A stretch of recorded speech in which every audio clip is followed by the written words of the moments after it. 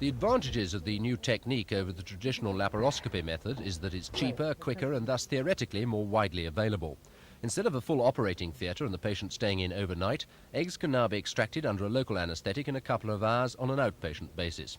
Using an ultrasound picture to guide him, the doctor simply inserts a hollow needle into the woman's ovaries and withdraws the fluid there. This is then examined under a microscope, a suitable egg isolated, and then left to incubate in a test tube with sperm from the patient's partner. 56 hours later, the woman returns to the clinic and the egg is re-implanted.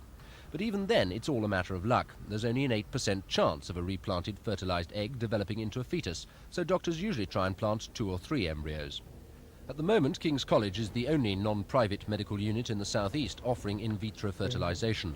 But with the NHS so far refusing to fund the project, patients here still have to pay £100 for their treatment.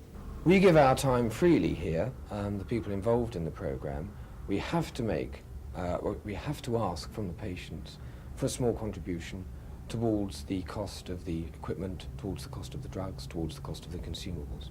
And how many people can you treat in a week, for instance? At the present time, our programme is aimed really at looking at 3, 4, perhaps 5 patients per week. If we could attract more funding, we could enlarge the number of staff and therefore we could actually take on more patients. In 4 months, the clinic's treated 30 women, one of whom is definitely pregnant, with 2 more looking likely. That's a 10% success rate so far, and the team here reckon they'll eventually push the figure up to 20 or even 25%. Not much, maybe, but still a considerable improvement on the 6-to-1 odds offered by Mother Nature herself, and for childless couples unable to afford the £2,000 or so charged by private clinics, probably their only hope of becoming parents. Stephen Chambers at King's College Hospital for Thames News.